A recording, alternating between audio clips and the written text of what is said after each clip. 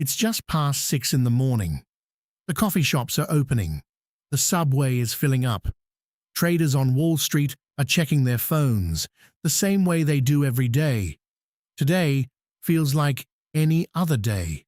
But somewhere, in a data center most of us will never see, something has just happened. Something engineers have been chasing for almost a century. A machine that doesn't just complete a task, a machine that can learn almost anything, reason through almost anything, and do almost any job a human can do, only faster and without ever needing to sleep. Some call it AGI, Artificial General Intelligence. To some people, it's the most important invention since electricity. To others, it might be the last invention humans ever need to make. We don't know if this morning is real yet. No one does, not even the people building it. But every major AI lab in the world is racing toward this exact moment, and many of the people closest to the work believe it could arrive within years, maybe sooner. So tonight, we're asking a different question. Not, will AGI happen, but what happens after it does? This is what the next 10 years could look like if AGI arrived tomorrow. Picture the announcement happening exactly like this. A press release goes out from one of the labs already racing toward this finish line. OpenAI, Google DeepMind, Anthropic, it almost doesn't matter which one. The wording is careful, technical, but the headline writers boil it down to 4 words. We built AGI. Markets move first. Chip makers spike. AI-adjacent stocks surge. On the other side of the board, entire sectors, staffing agencies, call centers, even parts of the legal industry start sliding as investors try to price in a future that, until this morning, felt theoretical. By noon, it's the only story anywhere. Cable panels argue about what it means. Podcasters spend 3 hours on it. Online, the conversation doesn't stop, but scroll through the reactions and you'll notice something. The public doesn't respond as one audience. It splits into 3. The first group is euphoric, people who've spent years anticipating this, certain the future just arrived early. The second is afraid, worried about their jobs, their kids' future, a world moving faster than anyone agreed to. And the third doesn't believe it at all, convinced it's marketing or hype or simply too big a claim to be true on day one. All 3 groups are reacting to the exact same headline, and all 3, in their own way, are about to be right.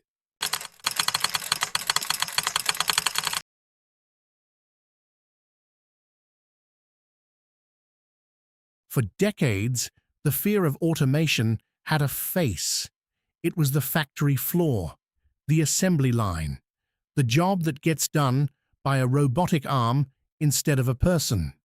So when AGI arrives, the instinct is to assume the same thing happens again, that physical labor gets hit first. It doesn't. AGI's first targets are the jobs built almost entirely out of words, numbers, and patterns. The jobs we used to think were safe precisely because they required a degree. Customer service, entry-level accounting, first-draft contracts, and legal research, junior-level code. Financial analysis that used to take a team a week now takes an AGI system an afternoon. Picture someone like this. 10 years into a career in financial analysis. Strong reviews. Steady promotions. The kind of job a parent tells their kid to go to college for. 6 months after AGI arrives, that role doesn't exist anymore. Not because the company failed, but because it didn't need to. One well-configured AGI system can do the work of an entire department. And that's the twist almost nobody predicted. For the first time in economic history, the machines come for the desk before they come for the factory floor. The question stops being, Which jobs are safe? It becomes something much harder to answer. If a machine can think, what's left that's uniquely human?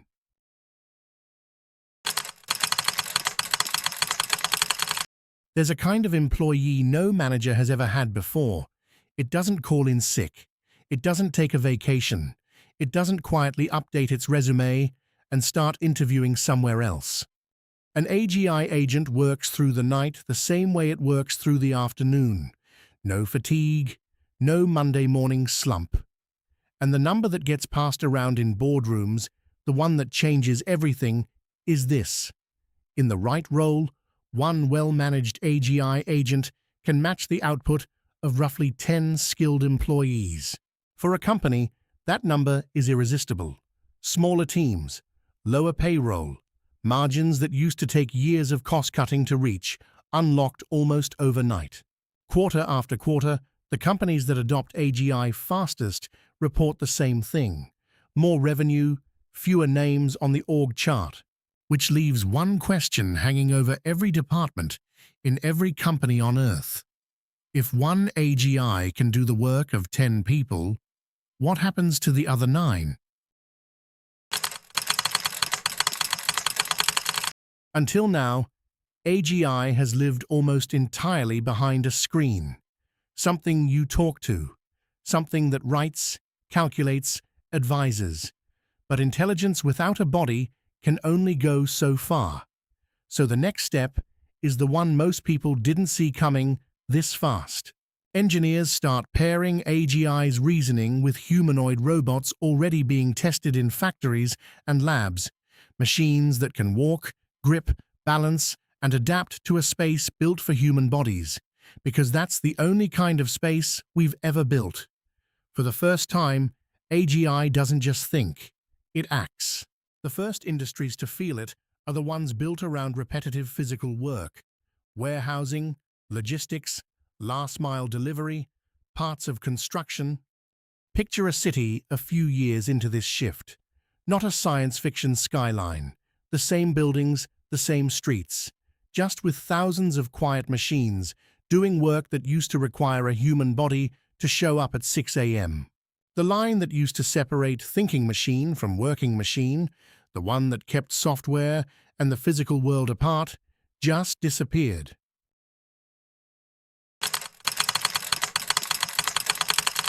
Every transformative technology in history has eventually become a question of power: steel, oil, nuclear fission, and now AGI. Within the first year, this stops being just a technology story.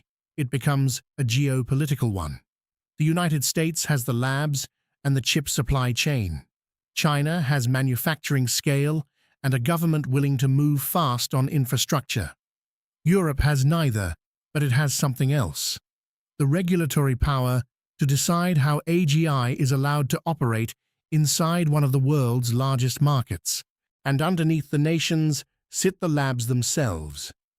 A handful of companies racing each other as much as they're racing any government, each believing that whoever builds the most capable system first sets the rules for everyone who comes after.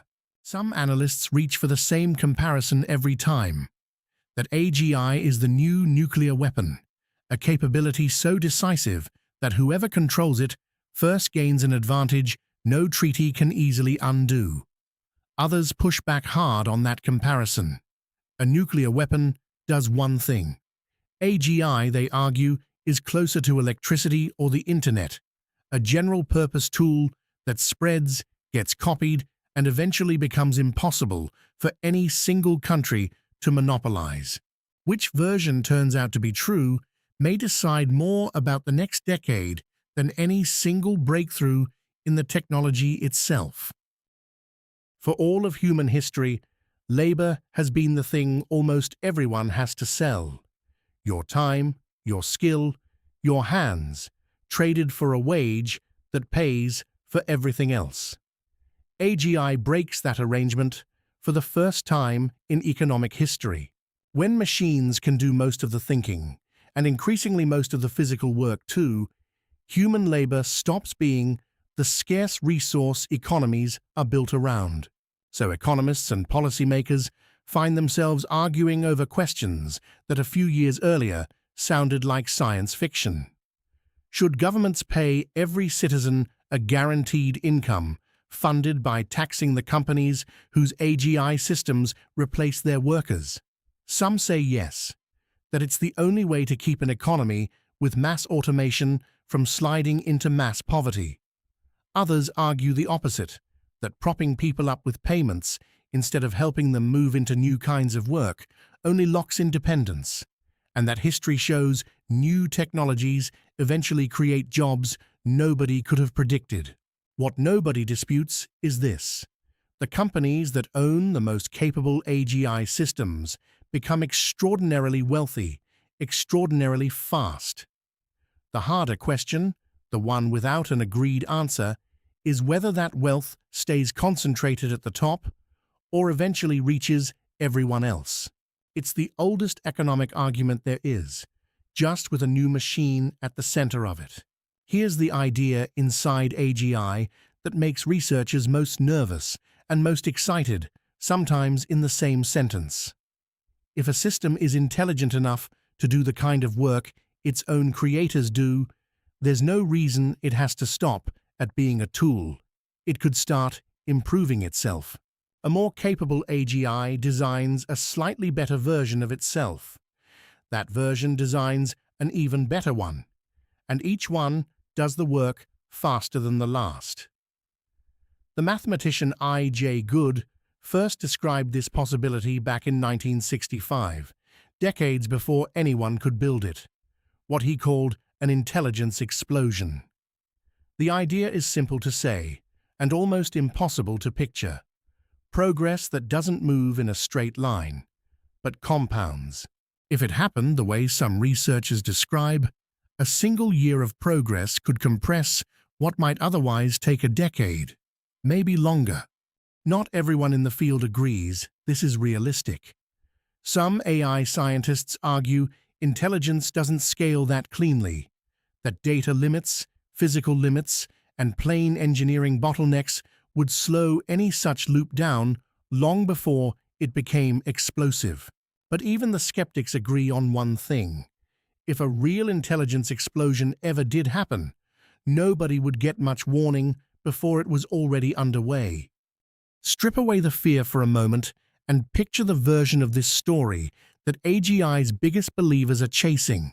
Diseases that have resisted decades of research, certain cancers, Alzheimer's, rare genetic disorders, start yielding to a system that can search through more possible treatments in a month than human researchers could test in a lifetime. The same intelligence that designs new drugs turns toward materials science and energy, new battery chemistry, more efficient solar cells, breakthroughs in fusion that had been 20 years away for half a century, suddenly arriving on a very different timeline. Some of that research reaches further still, toward problems that have always lived at the edge of what's possible, like sustained human exploration beyond Earth. For an ordinary household, the changes show up less dramatically, but just as deeply. Medical care that catches illness earlier, costs that fall as production gets cheaper, a generation that simply expects to live longer and healthier than the one before it. This is the future its strongest advocates believe in completely. Not a world without problems, but a world where humanity finally has a tool equal to the size of its biggest ones. This isn't the part where robots rise up. That story is mostly fiction. The version that worries serious researchers is quieter, and in some ways harder to fight. It starts with concentration. If only a few labs in only a few countries ever build something this powerful, an enormous amount of economic and political power sits in very few hands, without most of the world ever voting on it or fully understanding what happened. Pair that power with AGI's other obvious talent, pattern recognition at a scale no human analyst could match, and you get systems that can monitor, predict, and influence behavior with a precision societies have never had to govern before. Layer on the labor disruption from earlier chapters, moving faster than retraining programs or safety nets can keep up with. And underneath all of it sits a harder problem. As these systems get more capable and more autonomous, even the engineers who build them say it gets harder to fully understand why a system makes the decisions it makes, let alone guarantee it stays aligned with what we actually want. None of this requires a villain. No evil plan, no rogue machine. Just power, speed, and complexity, moving faster than the institutions meant to manage them. It's the future its critics are trying to prevent, not by stopping AGI, but by making sure humans don't lose the ability to steer it. 10 years from that first announcement, two very different versions of this story are still being told. In one version, AGI became the tool that finally matched the size of humanity's biggest problems. Diseases cured, energy made abundant, a standard of living that reaches further than it ever has. In the other, the gains concentrated at the top faster than any policy could redistribute them, leaving deeper inequality, less privacy, and a public that never got a real vote in how any of it unfolded. Both futures start from the exact same technology. The difference was never really about how smart the machine became. The truth is, AGI itself may not decide humanity's future. Humans will. The real question was never whether AGI would change the world. The question is whether we'll be ready when it does.